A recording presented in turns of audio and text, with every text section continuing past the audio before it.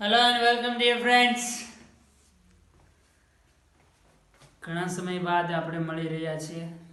Last time atomic structure પરમાણુય બંધારણ chapter વિશે વાત કરતા હતા. એ ચેપ્ટર કમ્પ્લીટ કર્યું હતું. લાસ્ટ લેક્ચરની અંદર શ્રોડિંજર સમીકરણ વિશે વાત કરી હતી. આજે ત્યાર પછી નવું એક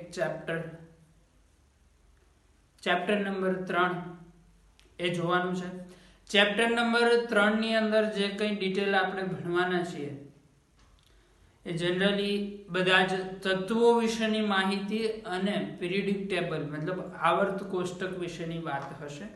તત્વના ભૌતિક ગુણધર્મ આવર્ત કોષ્ટકની અંદર, આવર્ત કોષ્ટક શું છે એની પણ માહિતી ચેપ્ટરની અંદર આવશે. આવર્ત કોષ્ટકમાં આવર્ત કોષ્ટક એટલે એક ટેબલ છે. ટેબલની અંદર તમે લેફ્ટ ટુ રાઈટ જાઓ, ઉપરથી નીચે જાઓ તો જુદા જુદા ગુણધર્મો કઈ રીતે બદલાય છે એની બધી માહિતી ચેપ્ટરની અંદર શીખવાની છે. બીજું કે ચેપ્ટર ખૂબ જ ઇમ્પોર્ટન્ટ છે. કોમ્પિટિટિવ એક્ઝામ માટે ચેપ્ટરમાંથી ડાયરેક્ટ ક્વેશ્ચન આવવાના પૂરા ચાન્સ છે. આમાંથી ડાયરેક્ટ બી ક્વેશ્ચન પૂછાય છે. આ સિવાય ઇનઓર્ગેનિક કેમિસ્ટ્રીના જેટલા પણ ચેપ્ટર્સ છે, જેમ કે B block, S block, D F block, એ બધા બ્લોક તમે ભણવાના છો. કે બીજા ઇનઓર્ગેનિક કેમિસ્ટ્રીના ચેપ્ટર, દરેક ચેપ્ટરની અંદર ચેપ્ટર નંબર 3 મતલબ આ જે ચેપ્ટર આપણે ભણવા જઈ રહ્યા છીએ એના કોન્સેપ્ટ આગળ જતા આખા ઇનઓર્ગેનિક કેમિસ્ટ્રીની અંદર બધે જ આવવાના છે. તો આના કોન્સેપ્ટ ક્લિયર હોવા ખૂબ જ જરૂરી છે. જો આ ચેપ્ટરમાં તમારો એકવાર કોન્સેપ્ટ ક્લિયર થઈ જશે તો આગળ ઉપર આને લગતા જે કંઈ બી ટોપિક્સ આવશે કે આનો કોન્સેપ્ટનો જ્યાં જે યુઝ થશે બહુ જ ઇઝી થઈ જશે તમારા માટે. તો વધારે ચર્ચા ન કરતા ચેપ્ટર ઉપર જઈએ. Chapter number 3.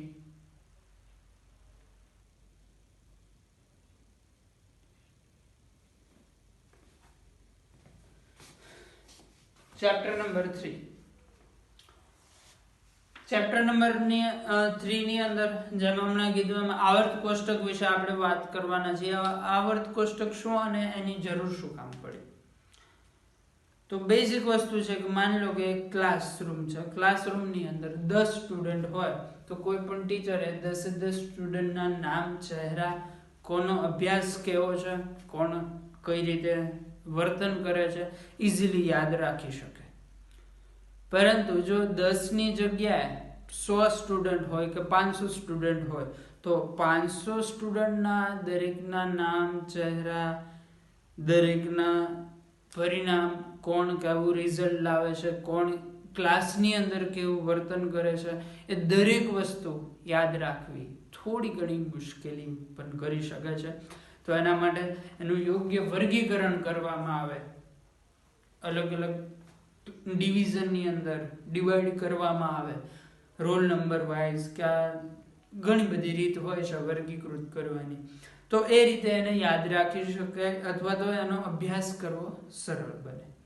તો એવું જ કંઈક અહીંયા છે ચેપ્ટર નંબર 3 ની અંદર. જ્યારે રસાયણ વિજ્ઞાનની શરૂઆત થઈ તો શરૂઆતની અંદર માત્ર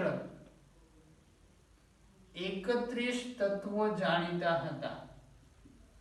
જ્યારે રસાયણ વિજ્ઞાનની શરૂઆત થઈ, 1800 સુધીની વાત છે, ત્યારે માત્ર 1800 તત્વ જાણીતા હતા. ત્યાર પછી આગળ જતા વિકાસ થયો રસાયણ વિજ્ઞાનનો. નવી શોધ થઈ. 31 માંથી 63 તત્વો બન્યા. એના પછી હાલમાં એનસીઈઆરટી ની પ્રિન્ટિંગ પ્રમાણે 114 તત્વો છે. પરંતુ આ બુક પ્રિન્ટ થઈ, એનસીઈઆરટી માં 114 આપેલા છે, પરંતુ એ પછી પણ તત્વો શોધાયેલા છે. તાજેતરમાં 118 તત્વો આપણને મળેલા છે અથવા તો 118 તત્વની શોધ થયેલી છે. ઘણી જગ્યાએ તમને 119 પણ જોવા મળશે, કારણ કે પછી પણ અપડેટ થતા રહેતા હોય છે. તો પણ આપણે યાદ રાખશું 118 તત્વો હાલની અંદર શોધાયેલા છે. તો આ 118 તત્વના અલગ અલગ નામ યાદ રાખવા, કેમ કે તત્વો છે જનરલી જોવા ન પણ મળતા હોય ઘણા વાયુ સ્વરૂપે, જેમ કે ઓક્સિજન છે એક તત્વ છે વાયુ સ્વરૂપે, એ જોવા નથી મળતું. તો આવા ઘણા બધા એવા તત્વો છે જે આપણે નરી આંખે જોઈ પણ નથી શકવાના, છતાં એના ગુણધર્મો આ તે એમાંથી બનતા સંયોજનો ઘણી બધી માહિતી હોય છે, એ એમને ડાયરેક્ટલી યાદ રાખવી ઘણી મુશ્કેલી ભરી હતી. તો એને કોઈ એક ચોક્કસ પદ્ધતિની અંદર વર્ગીકરણ કરવું, એ વર્ગીકરણ કરવાની શરૂઆત સૌ પ્રથમ જે વૈજ્ઞાનિકે કરી, એ વૈજ્ઞાનિકનું નામ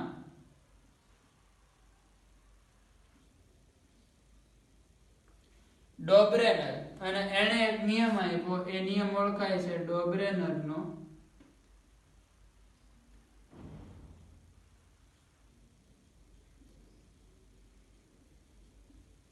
ત્રિપુટીનો નિયમ.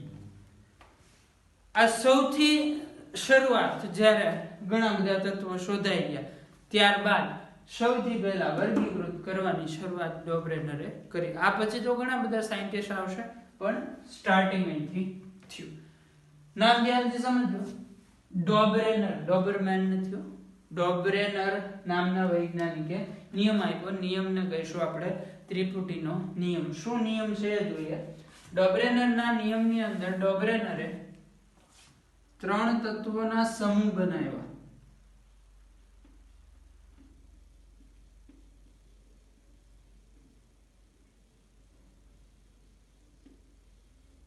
ત્રણ તત્વના સમૂહ હતો એટલા માટે એને નામ આપ્યું ત્રિપુટી. 3 તત્વનો સમૂહ ત્રિપુટી બનાવ્યો. જેમ કે ફોર એક્ઝામ્પલ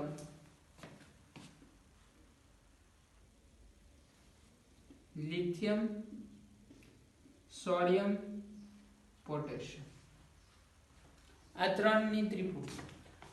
હવે આ ત્રિપુટી માટે ડોબ્રેનરે નિયમ એવો આપ્યો કે આમાં વચ્ચેનું તત્વ, એટલે અહીંયા સોડિયમ લઈ શકીએ આપણે. આ ત્રિપુટી છે, એમાં વચ્ચેનો તત્વ, વચ્ચેના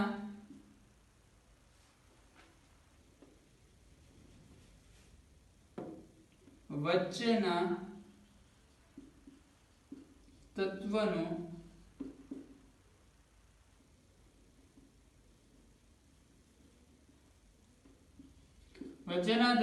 પરમાણુ ભાર બાકીના 2 તત્વનો પરમાણુ ભારથી અથવા તો પરમાણુ ભારના સરવાળાથી અડધો છે. આ ડોબ્રેનરનો ત્રિપુટીનો નિયમ.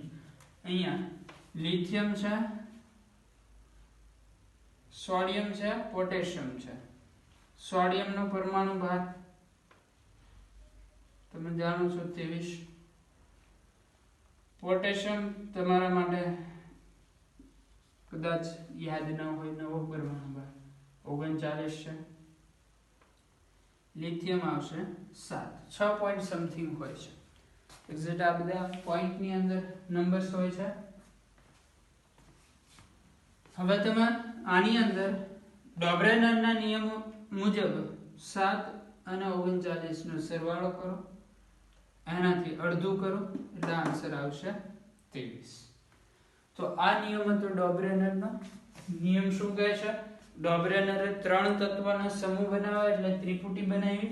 આ ત્રિપુટીની અંદર વચ્ચેના તત્વનો પરમાણુ ભાર બાકીના 2 તત્વના પરમાણુ ભારના સરવાળાથી અડધો હશે. જેમ કે અહીંયા તમે કરો 39 પ્લસ 7, આ છે પોટેશિયમનો પરમાણુ ભાર, આ છે લિથિયમનો, એટલે આ બાકીના 2 તત્વો.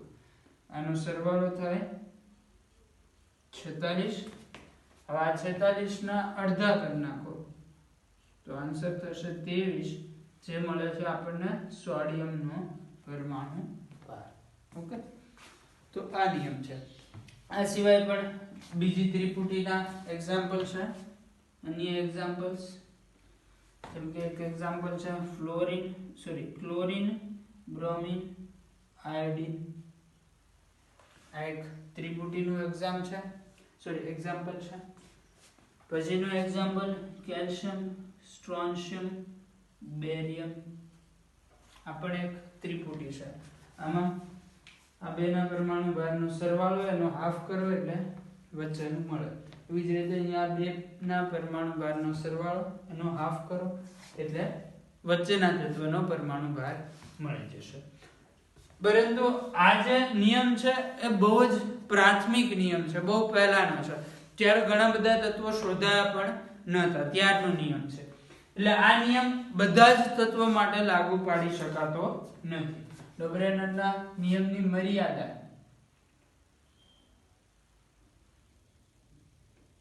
શું છે? બધા જ તત્વને લાગુ પાડી શકાતો નથી.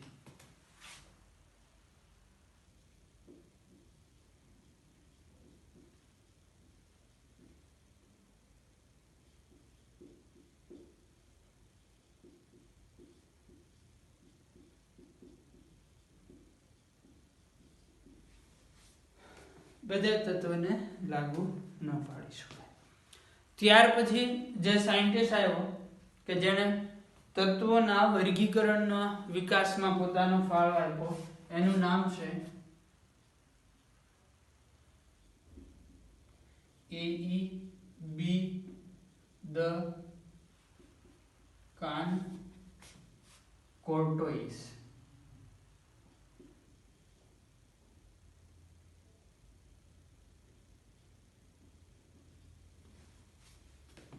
A.E.B. ધ કાન કોર્ટોઇસ એણે તત્વને પરમાણુ ભારના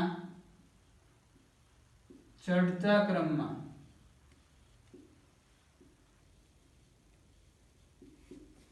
નળાકાર સ્વરૂપે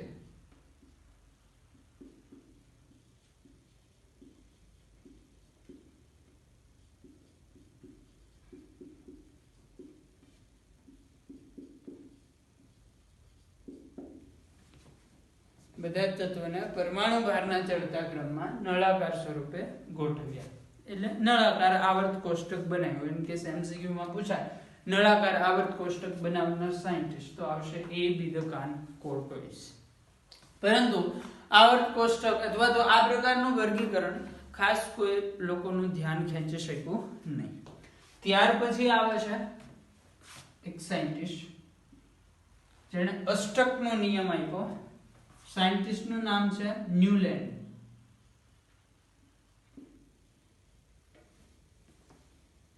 ન્યુલેન્ડ નામના સાયન્ટિસ્ટે અષ્ટકનો નિયમ આપ્યો.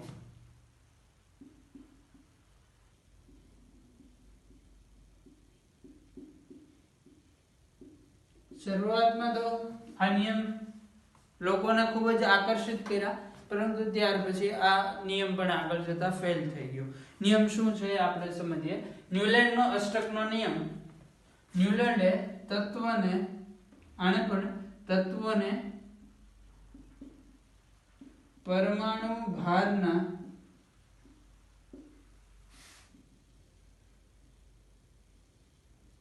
ચડતા ક્રમમાં ગોઠવ્યા અને નિયમ એવો આપ્યો, પ્રથમ તત્વ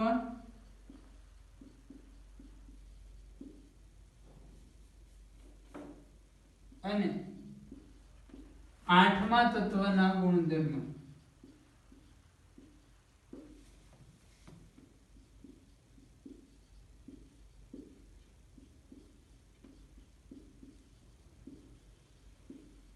મળતા આવે છે. ન્યુલેન્ડે શું કીધું? કોઈ પણ તમે તત્વ લો ત્યાંથી એનાથી આઠમું તત્વ હોય એ બેના ગુણધર્મ સરખા હશે. જેમ કે એક્ઝામ્પલ તરીકે lithium, beryllium, boron, carbon, nitrogen, oxygen,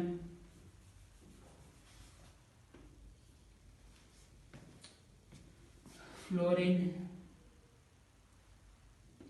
sodium,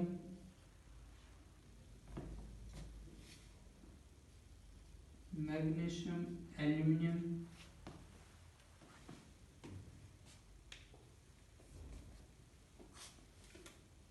અહીંથી ચાલુ કરો તમે 1 2 3 4 5 6 7 8 9 10.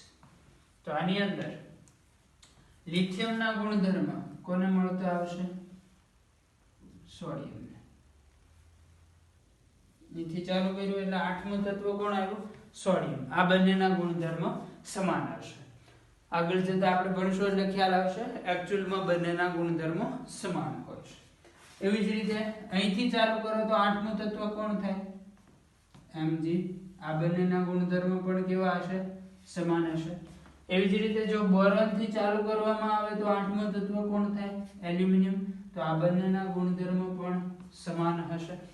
તો આ નિયમ છે ન્યુલેન્ડનો અષ્ટકનો નિયમ કે તમે તત્વોને પરમાણુ ભારના ચડતા ક્રમની અંદર ગોઠવશો તો એમાં પ્રથમ તત્વથી લઈને જ્યાંથી તમે ચાલુ કરો ત્યાંથી આઠમા તત્વના ગુણધર્મ અને પહેલા તત્વના ગુણધર્મ સમાન આવશે. પરંતુ આ નિયમની મર્યાદા એવી છે, આ નિયમ માટે તમે મર્યાદા જણાવો તો તમને ધ્યાનથી જોવા મળશે કે અહીંયા આપણે ચાલુ કર્યું છે લિથિયમથી, આગળ બે તત્વો હાઇડ્રોજન હિલિયમ બાકી રહી ગયા, પછી ફ્લોરિન, પછી આવે નિયોન 10 નંબરનું તત્વ, એ આપણે લીધું નથી, ડાયરેક્ટ સોડિયમ.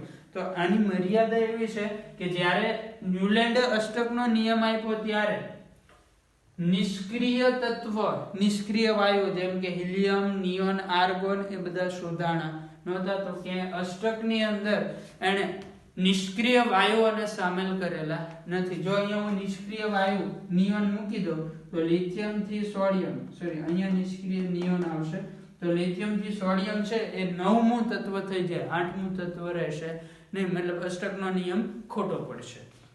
એટલે પહેલી મર્યાદા નિષ્ક્રિય તત્વો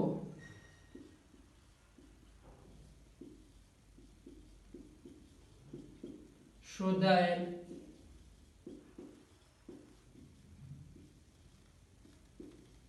નહોતા. અને બીજી મર્યાદા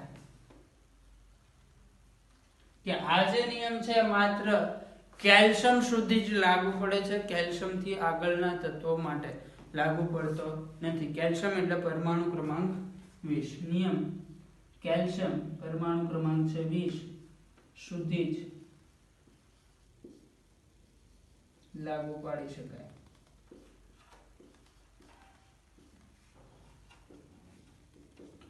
આ નિયમ શરૂઆતમાં તો લોકોને આકર્ષિત કરી શક્યો, પરંતુ જ્યારથી નિષ્ક્રિય તત્વની શોધ થવાની શરૂ થઈ ત્યાર પછી આ નિયમ પડી ભાગ્યો. ત્યાર પછી આગળ નિયમનું કોઈ મહત્વ નથી.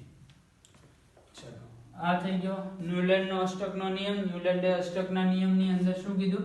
તત્વને પરમાણુ બહારના ચડતા ક્રમની અંદર ગોઠવતા કોઈ પણ તત્વ લેશો ત્યાંથી આઠમા તત્વ અને તત્વના ગુણધર્મ સમાન આવશે. એના પછી નેક્સ્ટ આપણે જોવાનું છે મેન્ડેલિફનું આવર્ત કોષ્ટક.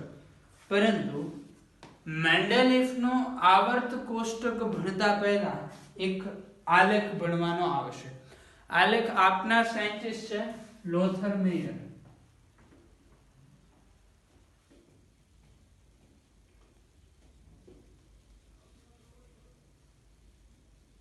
જેના આપણે આલેખને કહીશું લોથર મેયર વક્ર.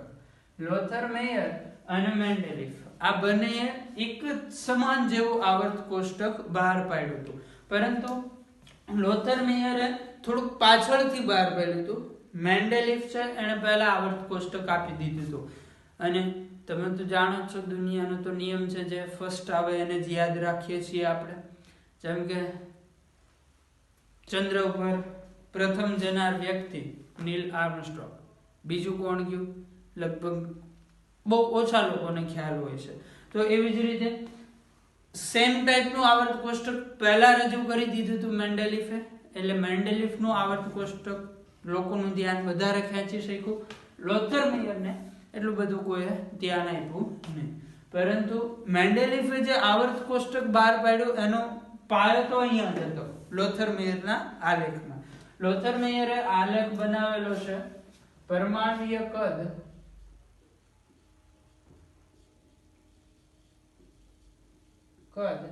વિરુદ્ધ પરમાણ્વીય ભાર. પરમાણ્વીય ભાર મતલબ પરમાણ્વીય દળ. આ બંને વચ્ચેનો આલેખ લોથરમેયરે બનાવેલો છે.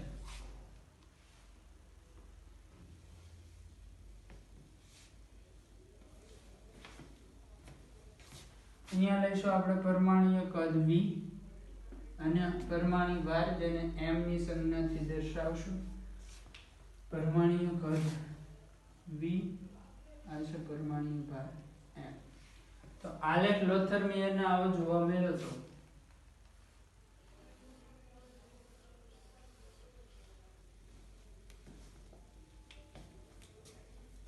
આની અંદર અહીંયા છે લિથિયમ, બેરિલિયમ, અહીંયા લઈ શકો ફ્લોરિન, સોડિયમ,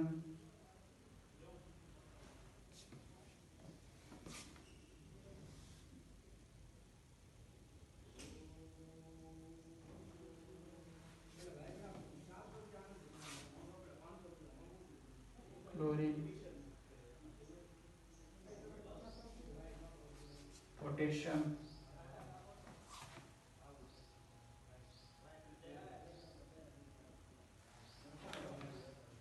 અહીંયા છે બધા ધાતુ તત્વો અને અર્ધ ધાતુ તત્વો. ખાસ કરીને તમે આગળ ભણશો એટલે ખ્યાલ આવશે. Fe છે, ઝીંક છે, આ બધા સંક્રાંતિ ધાતુ તત્વો તરીકે ઓળખાય છે. એ બધા સંક્રાંતિ ધાતુ તત્વો અહીંયા આવશે. તો આલેખ ઉપરથી લોથરમેયરને એવી માહિતી મળી કે આલેખના જે આ ટોચ પીક આવે છે, પીક ઉપર બધા જ આલ્કલી ધાતુ તત્વો. આલ્કલી ધાતુ તત્વો એટલે સમૂહ નંબર 1 કહેવાય, જે આગળ ઉપર આપણે ભણશું. એ બધા આવે છે. ખાસ કરીને ધાતુ તત્વો હતા એના ઉપરનો ભાગ રોકેલો હતો. પછી આ જે વળાંક આવે છે, વળાંકની આ જે મધ્યનો ભાગ છે, મધ્યનો ભાગ અધાતુ તત્વો એ રોકેલો હતો. અને જે એન્ડ છે, જ્યાં નેક આપણે કહી શકીએ, અથવા તો આ અંતિમ ભાગ આવે છે, અંતિમ ભાગ અર્ધ ધાતુ તત્વ અને સંક્રાંતિ ધાતુ તત્વએ રોકેલો હતો. આટલું યાદ રાખવાનું છે આલેખ ઉપરથી. ટોચનો ભાગ ધાતુ તત્વ, એક્ઝામ્પલમાં લિથિયમ, સોડિયમ, પોટેશિયમ, રૂબિડિયમ વગેરે. પછી મધ્ય ભાગ અધાતુ તત્વ,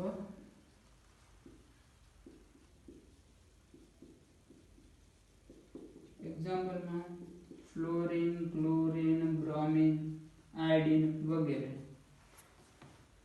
અને છેડો અથવા તો અંત ભાગ અર્ધ ધાતુ અને સંક્રાંતિ ધાતુ તત્વો, અર્ધ ધાતુ અને સંક્રાંતિ તત્વો. એમાં એક્ઝામ્પલમાં Fe, Cu, ઝિંક વગેરે. તો આવું લોથરમેયરના આલેખ ઉપરથી માહિતી મળી. આના ઉપરથી એક તારણ કાઢ્યું હતું લોથરમેયરે, અને એ જ બેઝ બનાવીને લોથરમેયર અને મેન્ડેલિફ બંને આવર્ત કોષ્ટક બહાર પાડ્યું હતું. એ તારણ એવું હતું કે તત્વોના ગુણધર્મો છે એના પરમાણ્વીય ભારના આવર્તનીય છે, મતલબ પરમાણ્વીય ભાર ઉપર આધાર રાખે છે. જેમ જેમ પરમાણ્વીય ભાર વધે એમ ગુણધર્મમાં કોઈક અંશે વધારો થાય, કોઈક એવા ગુણધર્મ છે જેમાં ઘટાડો થાય. કઈ રીતે શું થાય તો આપણે જ્યારે અત્યારનું જે મોડેલ પિરિયોડિક ટેબલ છે એ ભણી લેશું, એના પછી શીખવાનું છે. પરંતુ આ આલેખ ઉપરથી લોથરમેયરે એવું કીધું હતું કે તત્વના ગુણધર્મો છે એ પરમાણ્વીય ભાર ઉપર ડિપેન્ડન્ટ છે. ઓકે, તો અહીંયા સુધી નોટ ડાઉન કરો, પછી આપણે જોઈએ મેન્ડેલિફનું આવર્ત કોષ્ટક.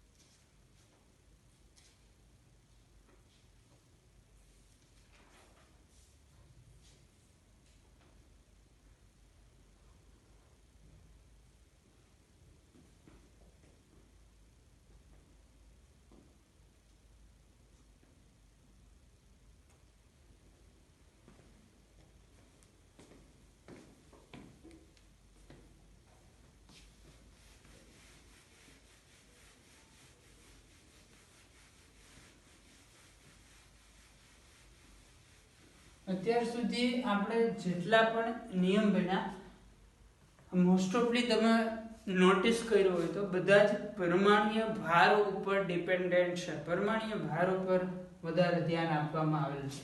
જેમ કે સૌથી પહેલો ડોબરેનરનો ત્રિપુટીનો નિયમ, એમાં પણ પરમાણ્વીય ભારને રિલેટેડ માહિતી હતી. પછી ભણ્યા હતા આપણે ન્યુલનનો અષ્ટકનો નિયમ, એને પણ શું કર્યું, પરમાણ્વીય ભારના ચડતા ક્રમમાં તત્વોને ગોઠવા. વચ્ચે એક હતો સાયન્ટિસ્ટ A.B. કાનકોર્ટેઝ, એને પણ પરમાણ્વીય ભારના ચડતા ક્રમમાં નળાકાર સ્વરૂપે તત્વોને ગોઠવા હતા. લોથરમેયરે જે ગ્રાફ બનાવ્યો એના ઉપરથી પણ એને એવું જ કીધું હતું કે પરમાણુ ગુણધર્મો છે પરમાણ્વીય ભારના આવર્તનીય વિધેય છે. એટલે અત્યાર સુધીના જે કોઈ બધા સાયન્ટિસ્ટ આવ્યા બધાએ એવું જ કીધું કે ગુણધર્મો છે એ પરમાણ્વીય ભાર ઉપર આધાર રાખે છે, મતલબ પરમાણ્વીય ભાર ઉપર વધારે ફોકસ કરેલ છે. આ વસ્તુ માઇન્ડની અંદર રાખવી.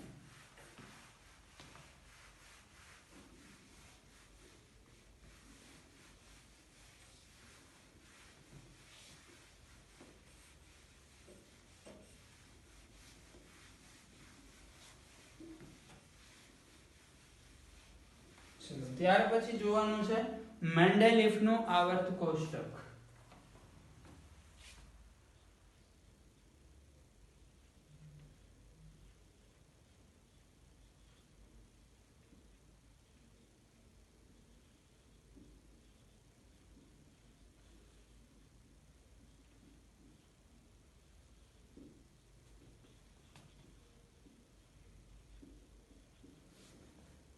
મેન્ડેલિફનું આવર્ત કોષ્ટક તો લોથરમેયરના ગ્રાફ ઉપરથી મેન્ડેલિફે પહેલા જ આવર્ત કોષ્ટક આપતા પહેલા જ ખૂબ જ મહત્વની વાત છે. અત્યાર સુધી લગભગ બધા માટે કોમન હતી કે ગુણધર્મો શાના ઉપર આધાર રાખે છે, તો કે પરમાણ્વીય ભાર ઉપર. એટલે મેન્ડેલિફે કીધું તત્વોના ગુણધર્મો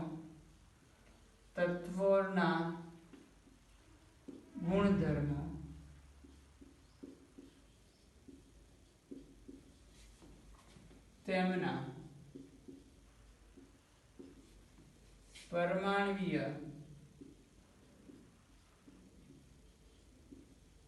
ભારના આવર્તનીય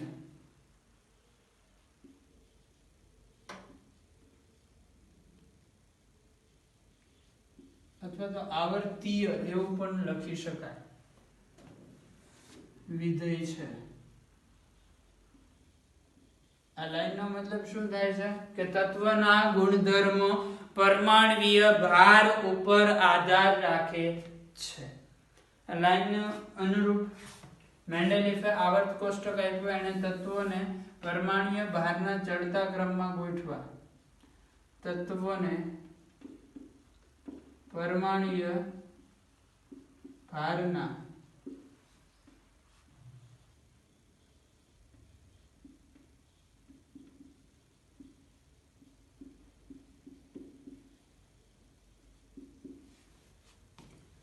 મેન્ડેલિફે જે આવર્ત કોષ્ટક તૈયાર કર્યું એ તત્વોને પરમાણ્વીય ભારના ચડતા ક્રમમાં ટેબલ સ્વરૂપની અંદર એટલે કોષ્ટકમાં ગોઠવ્યા. કોષ્ટક સ્વરૂપની અંદર ગોઠવ્યા. આ રીતનું એક ટેબલ બનાવ્યું.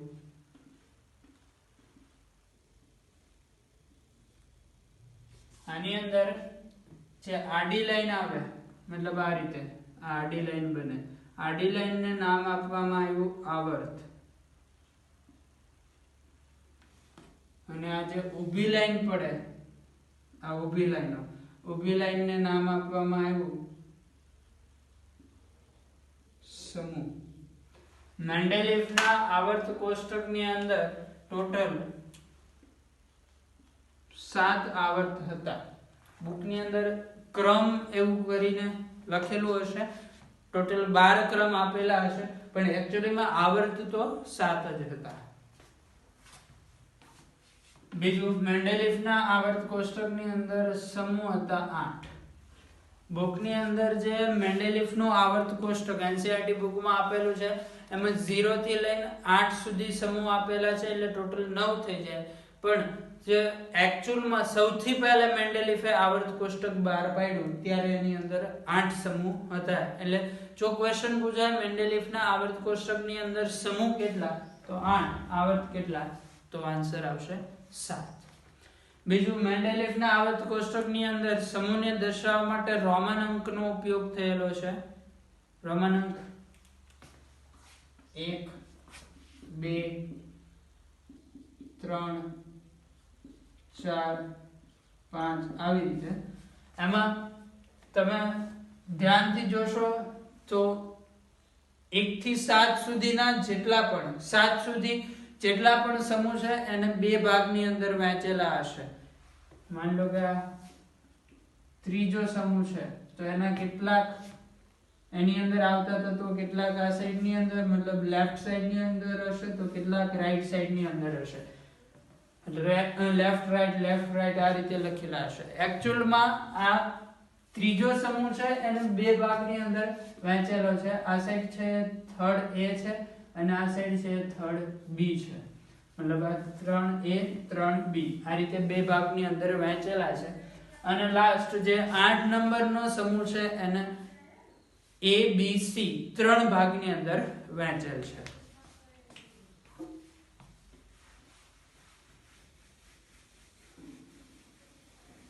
તો સમૂહની વાત કરીએ તો 7 સુધીના સમૂહ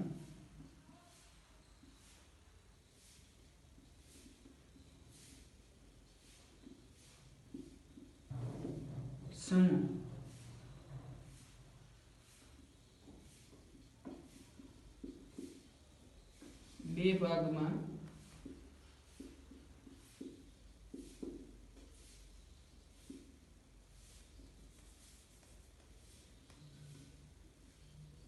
વહેંચાયેલ છે. અને 8મો જે સમૂહ છે આના કેટલા ભાગ પડે છે 3 ભાગ.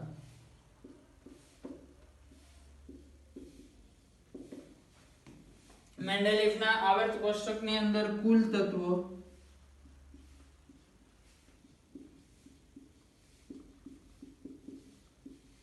63 હતા. બીજું, મેન્ડેલિફે એવું કીધું સમાન સમૂહમાં આવતા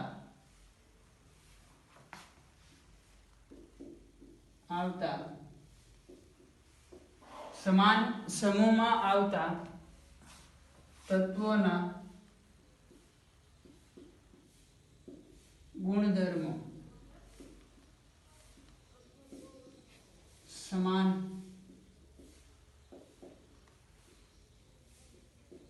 હોય છે.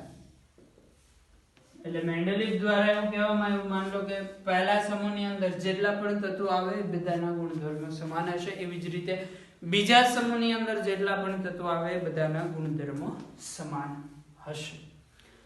ગુણધર્મો એટલે કેવા ગુણધર્મો? પરમાણ્વીય કદ, ઉત્કલન બિંદુ, ગલન બિંદુ,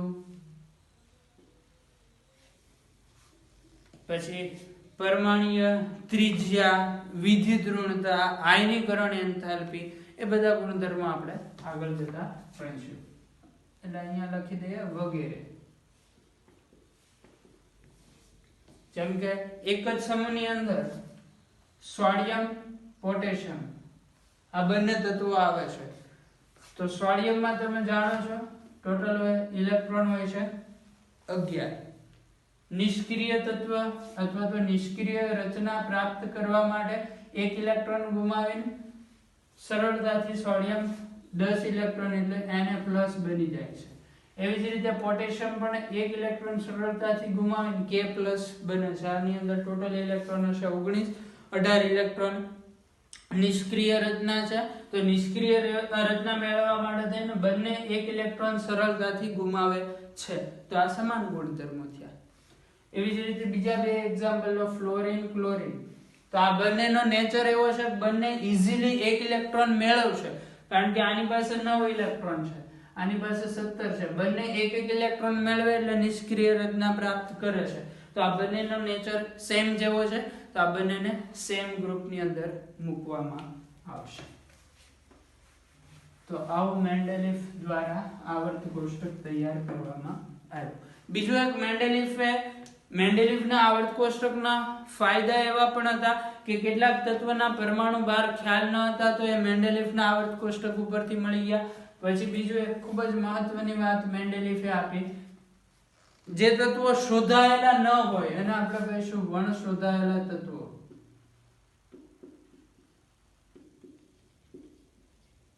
તત્વો માટે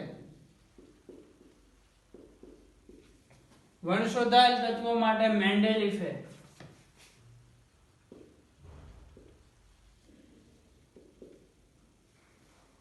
આવર્ત કોષ્ટકમાં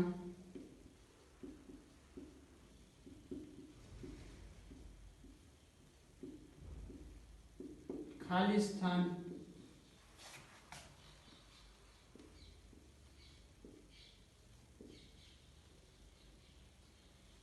રાખ્યા.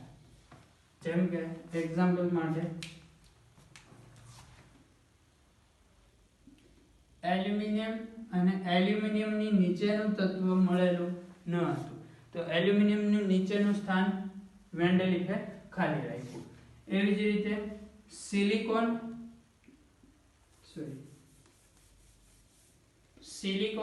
અને સિલિકોનનું નીચેનું તત્વ મળેલું ન હતું, તો એની નીચેનું સ્થાન મેન્ડેલિફે ખાલી રાખ્યું. ખાલી સ્થાન રાખી દીધું એવું નહીં, પરંતુ મેન્ડેલિફે આ તત્વો વિશે, આ તત્વના ગુણધર્મો વિશે આગાહી પણ કરી.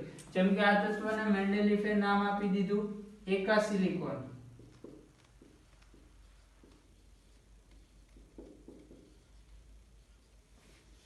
એકાસિલિકોન. બીજું કે આ તત્વના ગુણધર્મો જેવા કે પરમાણ્વીય ત્રિજ્યા, ઉત્કલન બિંદુ, ગલન બિંદુ, જે તત્વો શોધાયેલા જ ન હતા એના બધા જ ગુણધર્મો વિશે મેન્ડેલિફે આગાહી કરી દીધી. આગાહી કરી અને જ્યારે આ તત્વો શોધાણા ત્યારે એના ગુણધર્મો જોવામાં આવ્યા, તો મેન્ડેલિફે જે ગુણધર્મો કીધા હતા એકદમ એની નજીકના ગુણધર્મો જોવા મળ્યા. એનસીઈઆરટી બુકની અંદર એક આખું ટેબલ આપેલું છે જે મેન્ડેલિફે આગાહી કરેલ એ ગુણધર્મોની અને વાસ્તવમાં જ્યારે તત્વો મળ્યા એના ગુણધર્મો બેની કમ્પેરિઝન કરેલી છે. બંને ખૂબ જ એકબીજાની નજીક છે. એકાસિલિકોન એટલે હાલનું જર્મેનિયમ તત્વ છે. એમસીક્યુ ની અંદર પૂછાઈ શકે એકાસિલિકોન નું વાસ્તવિક નામ.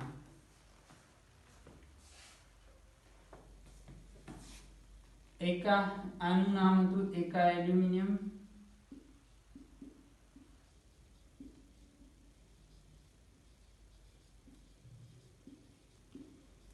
જે હાલનું સમૂહ ગેલિયમ Ga.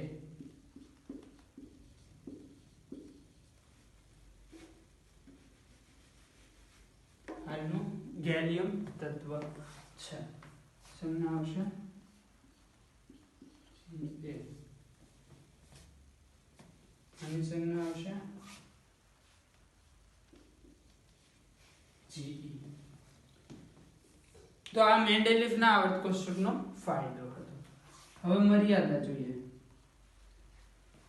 મર્યાદા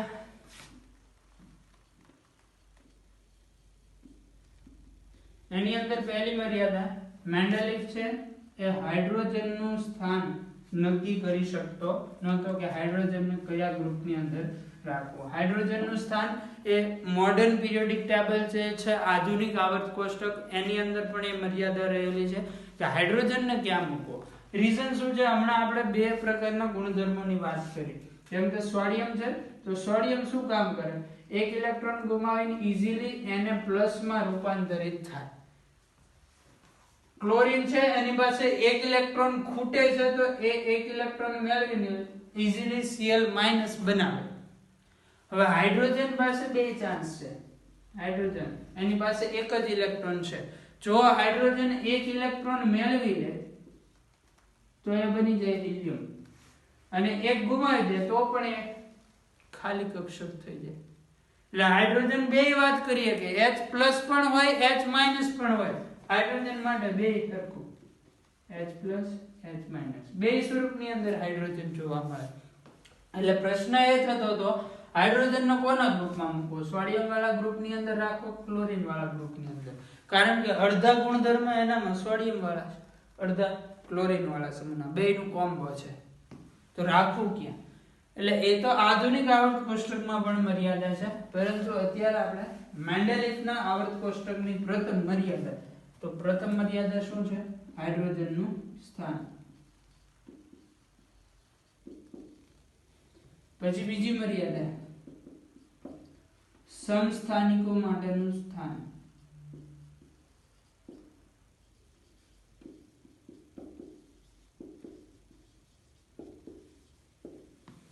મેન્ડેલિફે શું કરેલું છે? તત્વોને પરમાણ્વીય ભારના ચડતા ક્રમમાં ગોઠવા છે આ રીતે. સમસ્થાનિક એટલે શું? જેના પરમાણ્વીય ક્રમાંક સરખા, પરમાણ્વીય ભાર જુદા જુદા. હવે પરમાણ્વીય ભારમાં તમે તત્વોને ગોઠવતા જાઓ. સમસ્થાનિક બે છે, બેના ગુણધર્મ પણ અલગ અલગ હોય. બેના ગુણધર્મ અલગ અલગ હોય મતલબ બે માટે આવર્ત કોષ્ટકની અંદર અલગ અલગ સ્થાન હોવા જોઈએ, જે નથી રાખ્યા મેન્ડેલિફે. એટલે સમસ્થાનિકોનું સ્થાન અથવા તો સમસ્થાનો અલગ અલગ સમસ્થાનિક માટે અલગ સ્થાન બનાવેલું નથી. આ એક મેન્ડેલિફના આવર્ત કોષ્ટકની મર્યાદા છે. પછી બીજું 3 નંબર, કેટલાક તત્વો જેમ કે એક વાત કરીએ ટેલુરિયમ, એ પહેલા આર્ગોન અને પોટેશિયમ. આર્ગોન નો પરમાણુય ભાર છે 40, પોટેશિયમ છે 39. જો તમે પરમાણુય ભારના ચડતા ક્રમની અંદર ગોઠવતા હોય તો પહેલા આવે પોટેશિયમ અને પછી આવે આર્ગોન. કારણ કે આનો પરમાણુય ભાર ઓછો છે, ચડતા ક્રમમાં જવાનું એટલે જે ઓછું હોય એ પહેલા આવે. પરંતુ મેન્ડેલિફે ગુણધર્મો મેચ કરવા માટે થઈને શું કરેલું છે? આર્ગોન ને પહેલા મૂકી દીધું અને પોટેશિયમ ને પછી મૂક્યું. તો આ એની એક મર્યાદા થઈ. પણ આ શું કામ કરેલું છે? ગુણધર્મો મેચ કરવા માટે થઈને. આના વિશેની નોંધ અહીંયા કરી દઈએ.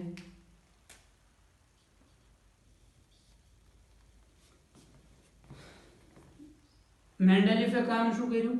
સમાન ગુણધર્મ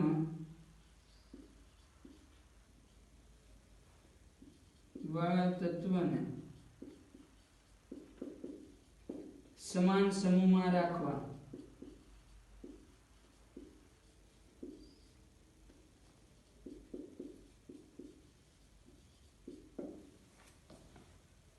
નિયમનો ભંગ કર્યો.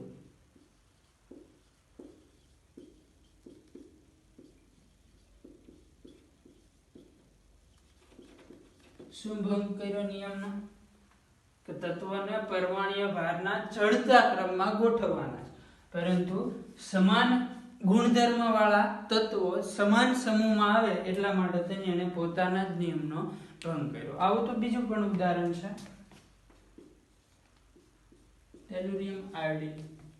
ટેલુરિયમ છે પરમાણુ ભાર 127.5 અને આનો છે 127. છતાં પણ ગુણધર્મો આના મળતા આવે છે. બે સમૂહની વાત કરું છું. આખા સમૂહ અત્યારે તમારે મેન્ડેલિફનું આવર્ત કોષ્ટક યાદ રાખવાનું નથી. Fluorine, chlorine, bromine,